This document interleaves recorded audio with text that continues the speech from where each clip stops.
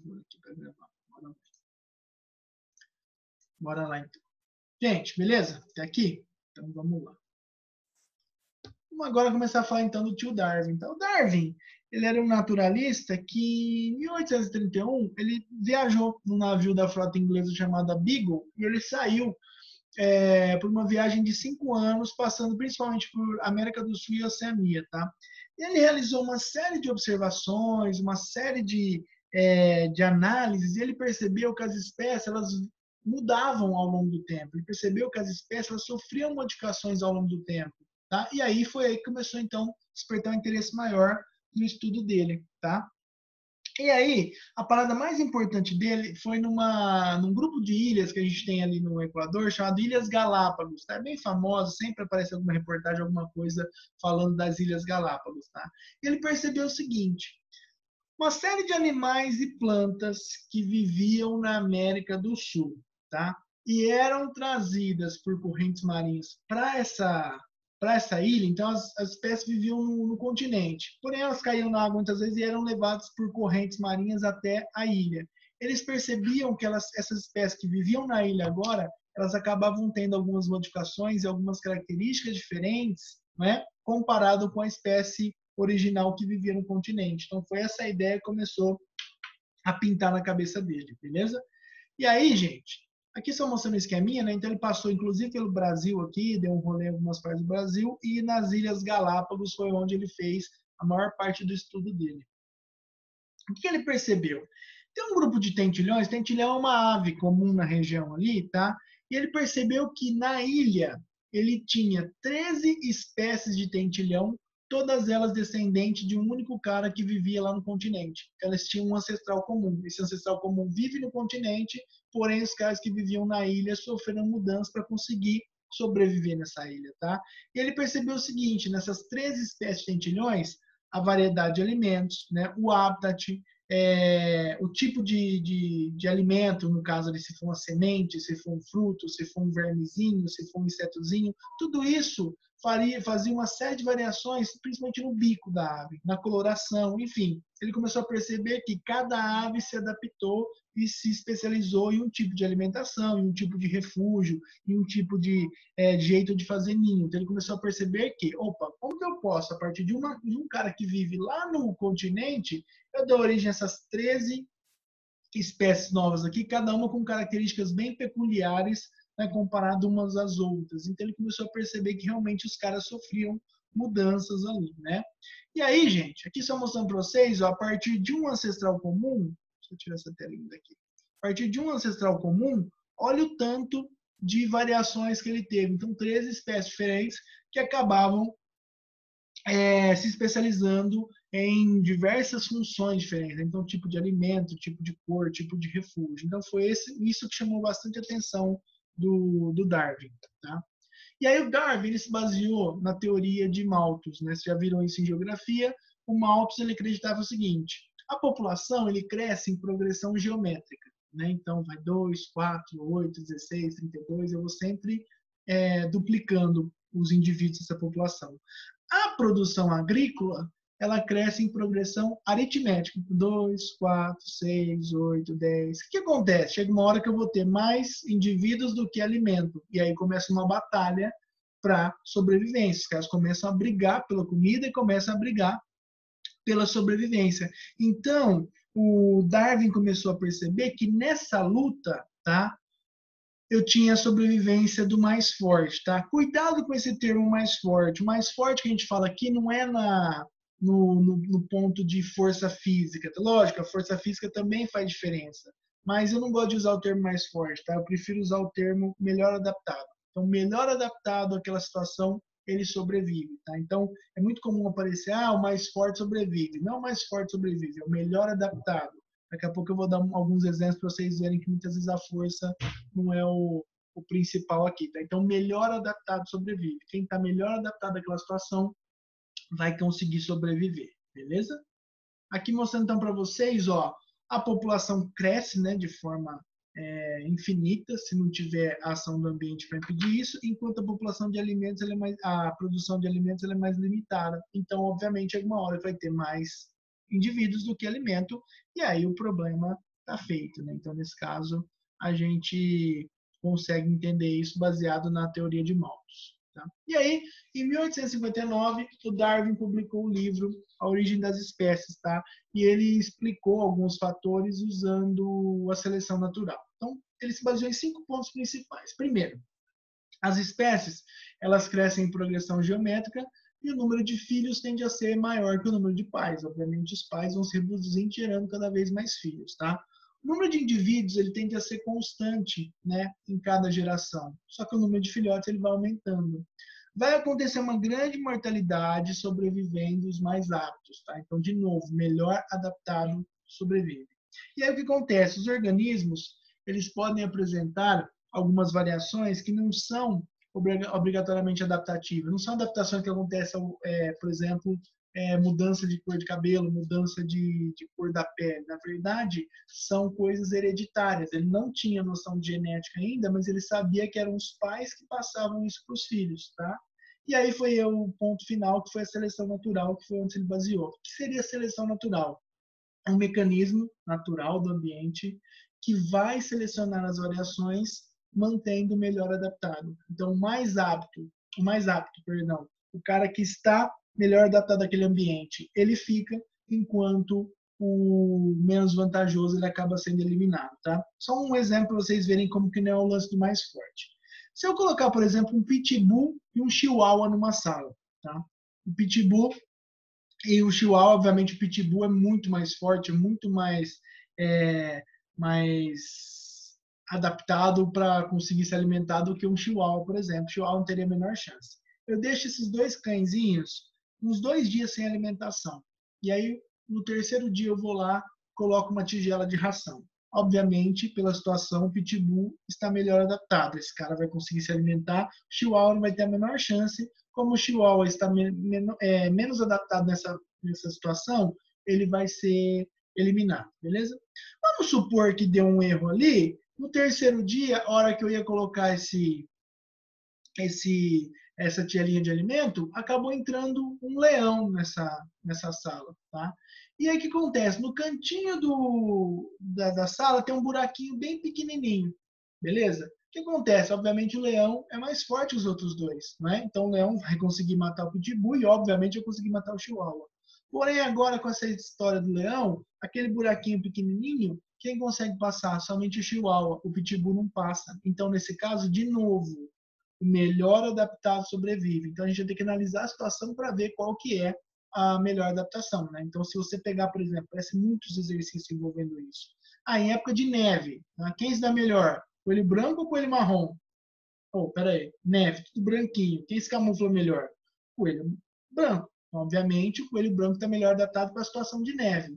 Opa, chegou o verão, acabou a neve, as árvores saiu tudo folhinha, enfim, tá aquele ambiente todo de floresta. Quem se dá melhor agora, o marrom ou o branco?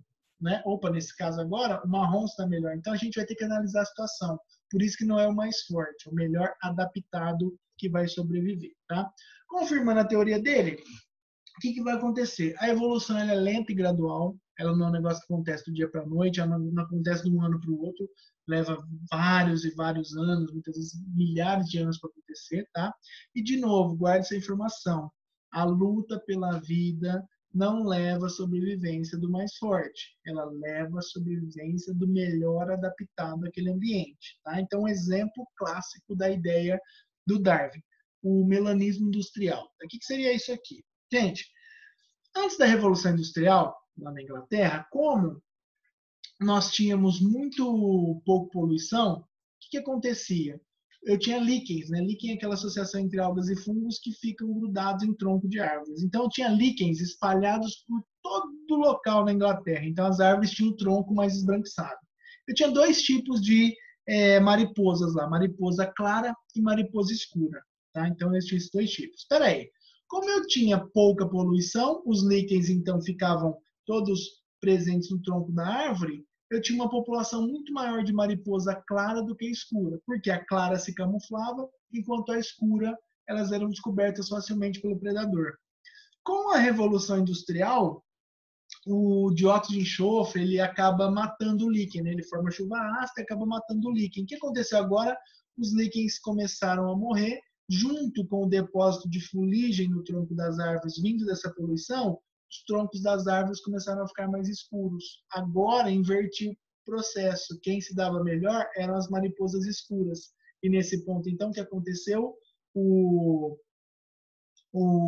A mariposa escura aumentou a população, enquanto a mariposa clara diminuiu a população. Gente, o que eu quero que vocês tenham em mente? Em algum momento a mariposa clara virou escura? Não. Em algum momento a mariposa escura virou clara? Também não. Eu sempre tive os dois tipos. O que interferia no aumento da população de uma e outra era a condição ambiental. Tá? Se você fosse pensar a nível de Lamarck, ele acreditaria o quê? A mariposa clara conseguiu ficar mais escura e aí, no caso, ela se adaptou ao ambiente. Então, Lamarck ele acreditava que o ambiente mudava e o bichinho mudava para se adaptar ao ambiente. A gente percebeu que não é bem isso. Tá? Então, esse é o exemplo clássico de Darwin. A seleção natural ela vai selecionar, ela vai escolher o melhor para aquele ambiente, beleza? Então, aqui, ó, no caso, mariposa escura no tronco claro. Ela não se camufla, ela é facilmente detectada por um predador. Mariposa clara num tronco escuro também não se camufla. Então, no caso, a situação ela vai ser escolhida pelo ambiente através de um processo que o Darwin chamou de seleção natural. Beleza? Então, um resumo básico disso aqui, né? O meio ele seleciona as variações casuais, tá? Então o meio seleciona, o meio não induz a nada, ele simplesmente seleciona alguma coisa que aconteceu naturalmente, visando sempre adaptação, beleza? Coloquei duas frases aqui para vocês, típica de cair em vestibulares, que elas colocam esses dois tipos de frase aqui e pede para você assinalar a alternativa que indica Lamarck ou Darwin, ou então questão aberta, pede para você, no caso, colocar se a Lamarck ou Darwin e explicar, tá? Então, olha só, o gafanhoto é verde porque vive na grama e o gafanhoto vive na grama porque é verde, tá? Então, o gafanhoto é verde porque vive na grama. Pera aí, gente, olha o que ele está dando ideia aqui. O gafanhoto, então, ele só tem a coloração verde porque ele vive na grama. Então, se você pegar esse gafanhoto e colocar na areia da praia, ele vai ficar amarelo. Então, é típico de Lamarck, tá? No caso, o gafanhoto vive na grama porque é verde. Olha essa frase, o cara vive na grama porque ele é verde naturalmente. Então, qual que é o melhor ambiente para ele? O verde. Há uns 2, 3 anos atrás, caiu uma questão dessa na Unesp. E o cara falava de uma... Unesp Enem agora, não lembro, mas eu acho que foi na Unesp. O cara falava de um gafanhoto rosa, né? Então, tinha gafanhotos verdes e um gafanhoto tem uma mutação, ele nasce rosa.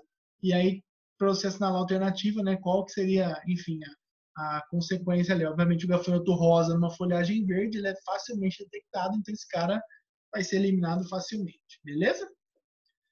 Então, aqui, só para a gente fazer uma ideiazinha de Darwin versus Lamarck, né?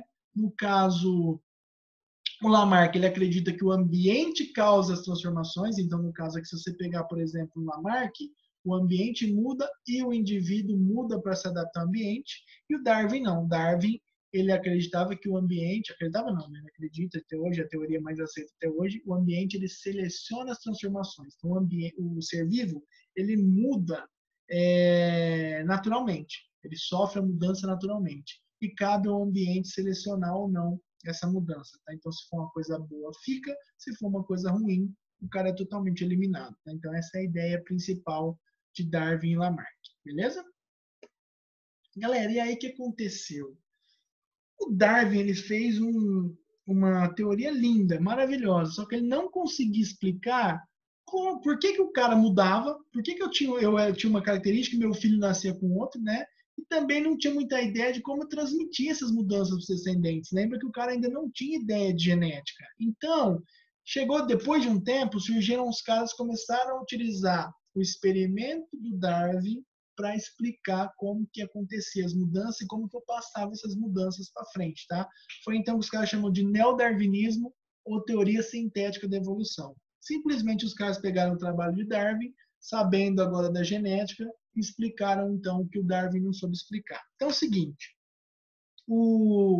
as mudanças, né, de um indivíduo para o outro, elas acontecem de duas formas principais. A primeira delas por mutação. Então, a partir do momento que eu sofro uma mutação num gameta, eu posso passar essa mutação para o meu descendente, e aí, obviamente, meu descendente ele vai nascer com uma mudança em relação a mim, tá? Então, esse é o primeiro ponto. E o segundo ponto é a recombinação gênica, né? A recombinação de genes também faz as mudanças. A gente viu algumas aulas atrás o lance do crossing over, né? O crossing over é fundamental, gente. Por que você, por exemplo, tem 2, 3 irmãos e esses irmãos têm características diferentes, muitas vezes, sendo que o pai e a mãe são os mesmos, né? Justamente por causa disso, pela recombinação gênica. Então, isso pode aparecer na segregação independente, segundo a lei de Mendel, pode aparecer no crossing over, né? Durante a prófase 1 ali, na fase de paquítero, onde a gente tem a formação de gametas com essa troca de fragmentos entre os cromossomos homólogos, e durante a fecundação, né? A reprodução sexuada, ela é fundamental para ocorrer variações. Então, esses são os dois fatores. Se apareceu para você neodarwinismo, ou então o cara perguntar para você como que um indivíduo ele sofre mudanças e passa isso para os descendentes, mutações e recombinação gênica. Tá? E aí o que a gente tem que ter noção?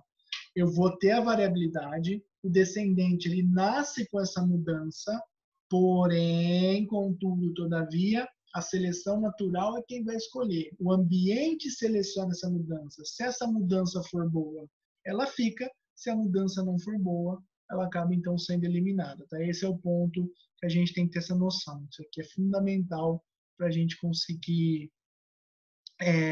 entender essa parte da seleção natural. Beleza, gente? Aqui coloquei para vocês um exemplo, então, explicando agora como que surgiu a girafa de pescoço longo. Galera, as girafas tinham todos os pescoços curtinhos. Elas tinham que disputar o alimento com a galera que estava junto com ela ali. Por uma mutação, aconteceu de uma girafa nascer com o pescoço longo. Essa girafa sofreu uma mudança genética, né, uma mutação, e nasceu com o pescoço longo.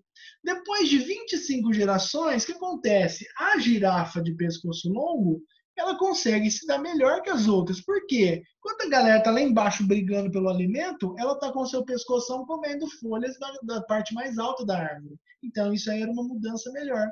Depois de 50 gerações, o número de girafas com pescoço longo já é muito maior do que o de pescoço curto, não é? E aí, por fim, depois de 75 gerações, isso aqui são números hipotéticos, obviamente, né? Então, depois de 75 gerações, praticamente já não existia mais girafa de pescoço curto. Por quê? A girafa de pescoço longo, ela estava melhor adaptada para aquela situação, beleza? Então, isso foi como o neodarwinismo explicou a parada. O Darwin ele entendeu isso, ele compreendeu, mas ele não sabia como surgia essa girafa de pescoço longo e muito menos como passava para os descendentes, beleza? E o Lamarck já acreditava que ela saiu esticando o pescoço, né? Então ela fez a lei do uso e desuso para fazer o negócio funcionar. Beleza, gente? Galera, então aqui de novo, tá? Um negócio importantíssimo. A seleção natural, ela não provoca mutação. Então, a seleção natural não vai provocar mudança alguma. Ela simplesmente escolhe a mudança. Seleção natural, recombinação gênica, são processos que acontecem naturalmente no indivíduo. Ela acontece de forma natural e aleatória, tá? A seleção natural simplesmente seleciona essa mudança, tá? Então, coloquei para vocês aqui, ó. A gente tem mutações e recombinações, tá? Acontecendo. Isso aqui vai causar uma variabilidade genética. Essa variabilidade genética vai passar pelo crivo da seleção natural. Se for uma mudança boa, fica. Se for uma mudança ruim, acaba sendo eliminado. Então, esse processo todo aqui, a gente vai, então, ter a evolução acontecendo. Tá? Então, guarda essa informação. A seleção natural ela não provoca mutação. Ela seleciona. Tá? Nós estamos vivendo aí esse lance da pandemia. É uma mutação. Né? Então, de novo, a seleção natural está acontecendo. O vírus simplesmente sofreu uma mutação e ele conseguiu causar todo esse rebuliço que a gente está vivendo por conta dessa mutação. Né? Então, a gente está com esse processo acontecendo o tempo todo. Coloquei 2 exemplos aqui que aparecem demais no vestibular, principalmente esse aqui, ó. A resistência de inseto a DDT e a resistência de bactérias a antibióticos. Tá? O DDT era um inseticida extremamente eficaz. Ele foi lançado por volta da década de 40, tá?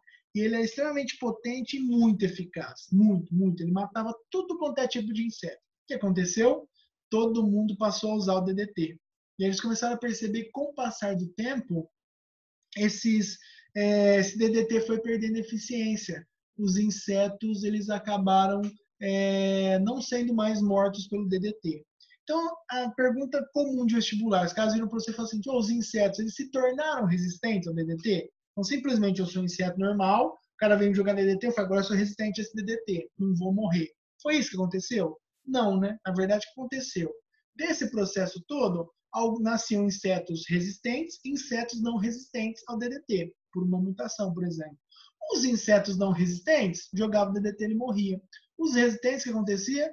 Jogavam o DDT, o cara continuava lá vivão, o cara não morria. E ele começou a se reproduzir, gerando mais descendentes resistentes. Então, como consequência, depois de um tempo, nós tivemos, então, o DDT extremamente ineficaz. Ele parou de ser um veneno eficiente contra os insetos, tá?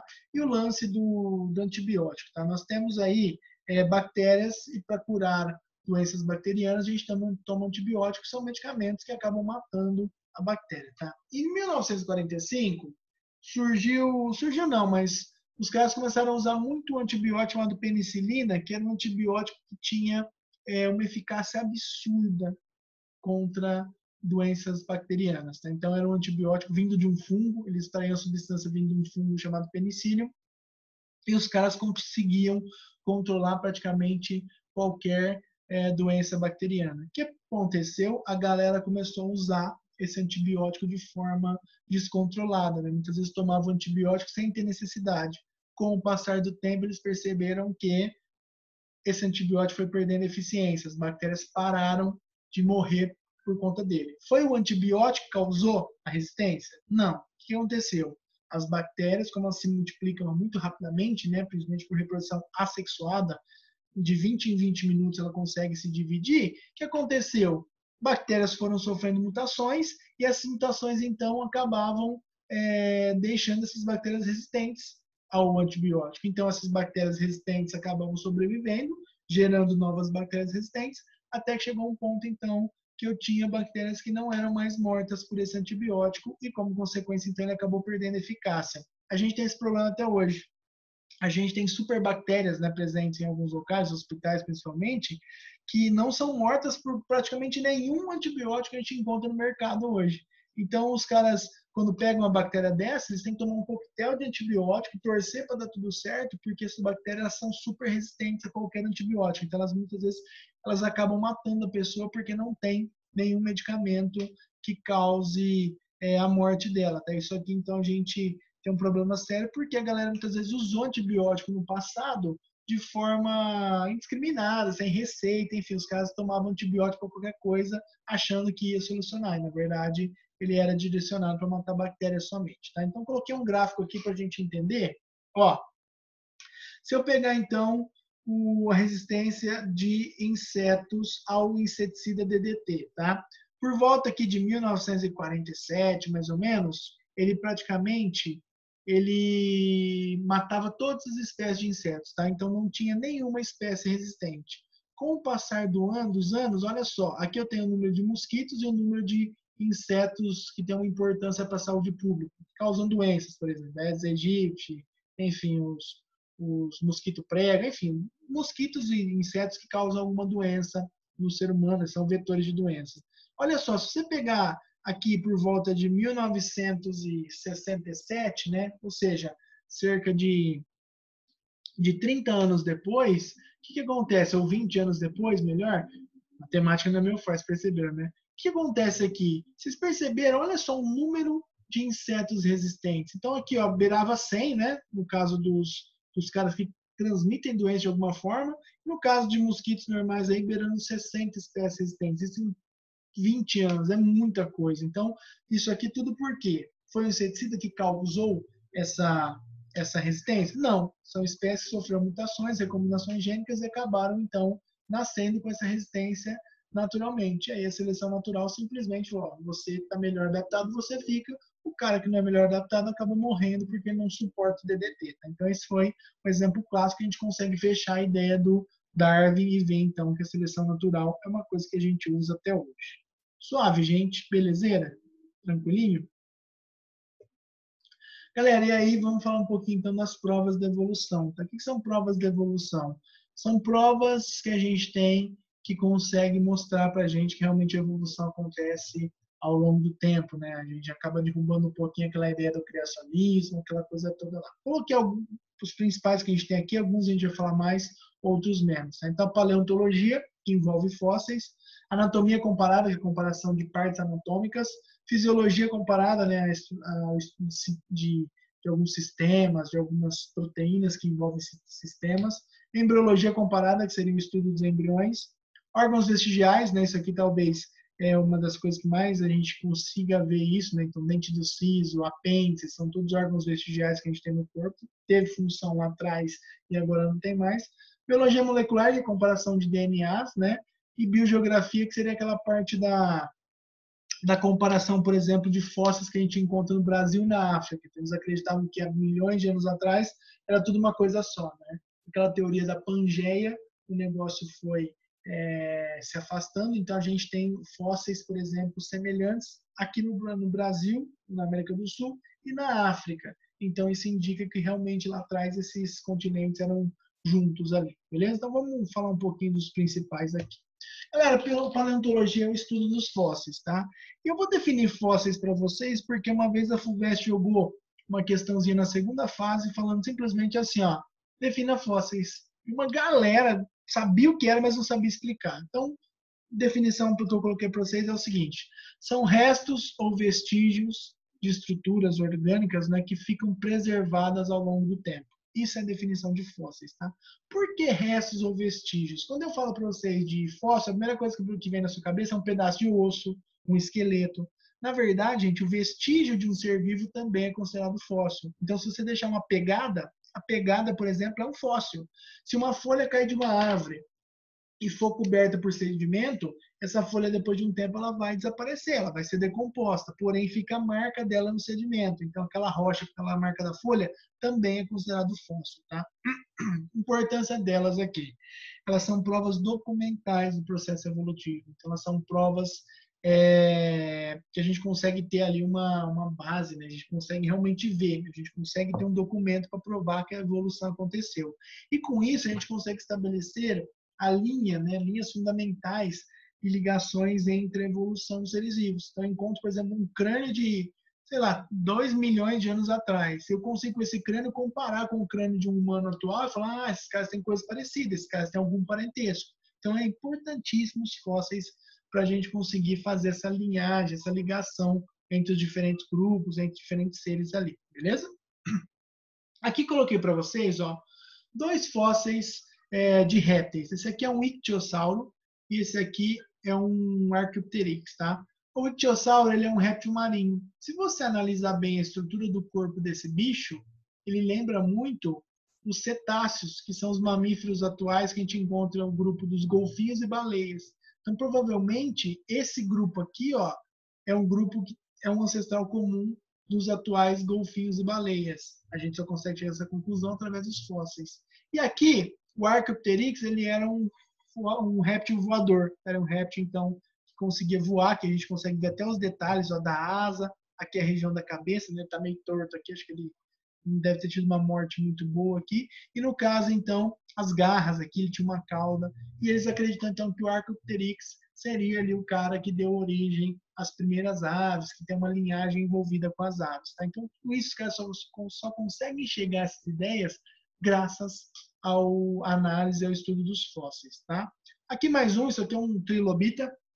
Trilobita é um cara que surgiu no pré-cambriano, tá? Ele teve uma extinção em massa, ele surgiu e desapareceu rapidamente, então não tem nenhum exemplar vivo nos dias atuais. Porém, os caras conseguem chegar à conclusão que ele é um artrópode pela estrutura, isso aqui não é nem o fóssil do bicho, é um rastro, é um vestígio dele, então para você ver como é importante também esse vestígio, né? Então os caras conseguiram fazer algumas ligações com artrópodes graças a essa estrutura aí, tá?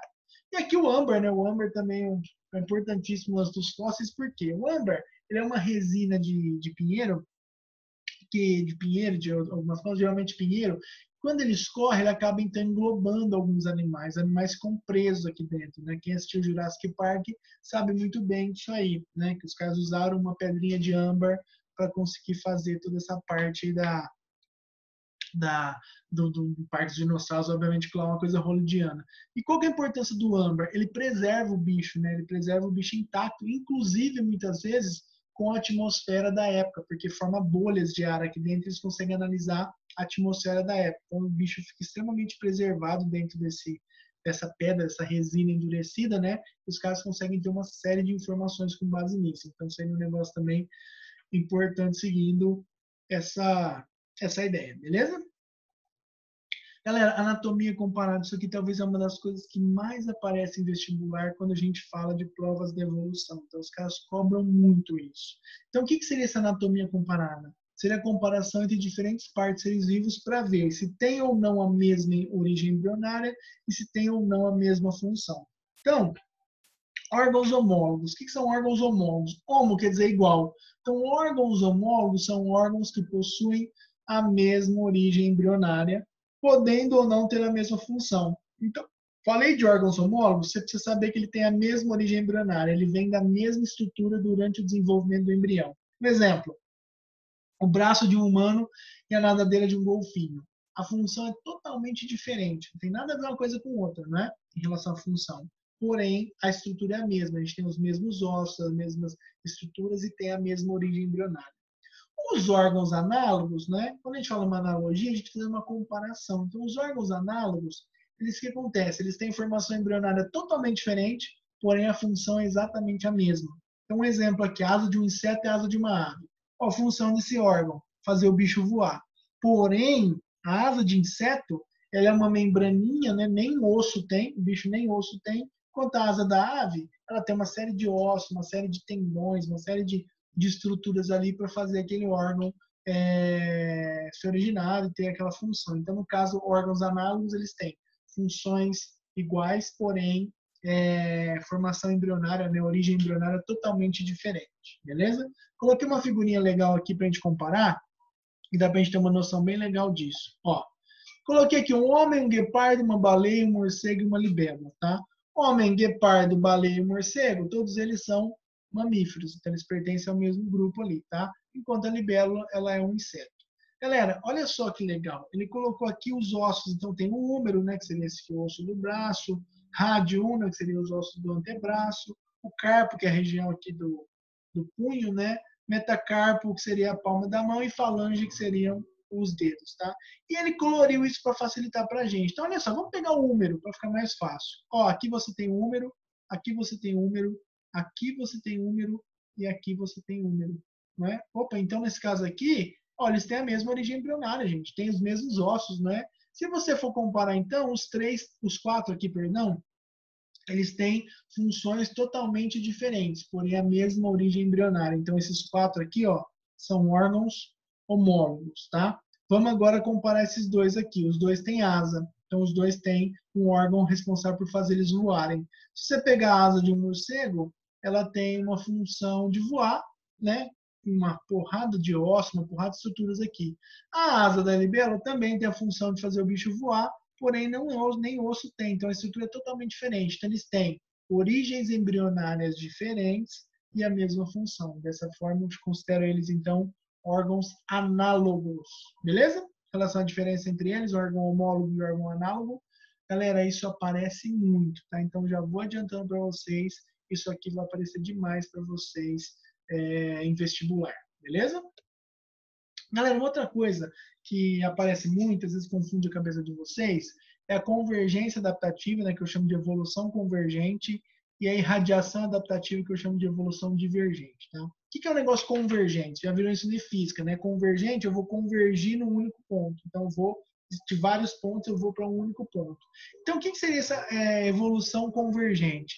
Eu tenho várias espécies e vários seres diferentes que se adaptam para uma mesma função. Então, um exemplo que eu coloquei aqui para você, por exemplo, o tubarão, o pinguim e o golfinho. O tubarão é um peixe, o pinguim é uma ave e o golfinho ele é um mamífero. Então, eles são totalmente diferentes, grupos diferentes. Só que acontece o seguinte, os três vivem no mesmo ambiente, que é o ambiente aquático. Então, os três eles se adaptaram para um corpo hidrodinâmico. Então, os três vão ter o formato do corpo hidrodinâmico para conseguir nadar bem. Então, eu chamo isso de evolução convergente, né? Os caras convergiram para uma mesma função do corpo que é conseguir nadar bem, tá? A irradiação adaptativa, que é a evolução divergente, é o que a gente tem na evolução, tá? Então, o que acontece? A partir de um ancestral comum, eu vou dar origem a diversos seres, tá? Então, a partir de um cara ali, de um ancestral comum, eu vou irradiar, eu vou divergir para vários pontos, tá? Então, nesse caso aqui, é o que a gente tem hoje quando a gente fala de evolução. Então, a partir, por exemplo, de um ancestral lá dos répteis, nós demos origem às aves, demos origem aos mamíferos, então a gente tem essa irradiação, então a gente acaba tendo uma divergência a partir de um ancestral comum, beleza? Essa é a principal diferença entre eles. Olha só então, aqui no caso, temos o tubarão, que é um peixe, o golfinho, né, que é um mamífero, e o pinguim, que é uma ave. Os três têm um formato hidrodinâmico do corpo. Então, os três convergiram para uma mesma função especial, tá? Se a gente for comparar em termos de evolução, a única evolução que eles têm é o formato do corpo, tá? Eles não têm nenhuma relação, muitas vezes, de parentesco, mas acabam tendo esse corpo hidrodinâmico, tá? E no caso da divergência, né, evolução divergente, a partir de um ancestral comum, eu vou irradiar isso aqui, ó, e dar origem a uma porrada de seres diferentes, obviamente por processos evolutivos diferentes, pressões seletivas diferentes, né, mas eu vou dar origem a um monte de seres aí. Então, essa é a ideia principal de evolução divergente e evolução convergente, beleza?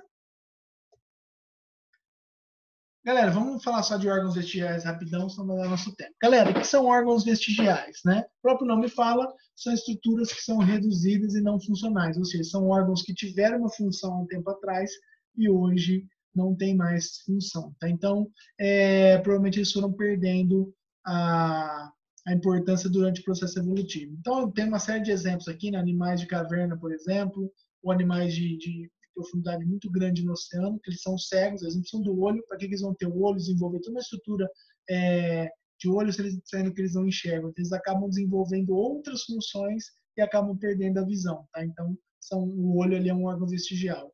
Serpente e baleia, né, que até hoje elas têm, no caso, os ossos da bacia, das patas, ela tem então a estrutura da pata, por essa pata sumiu ao longo do processo, então você pega a serpente, você disseca uma serpente, você consegue encontrar isso.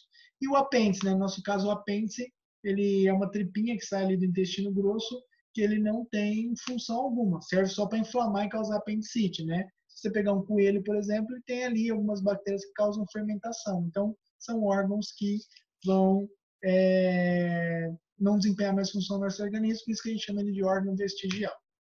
Meus queridos, vai dar nosso tempo. Alguma dúvida? Tá? A gente volta a partir daqui na semana que vem. Beleza?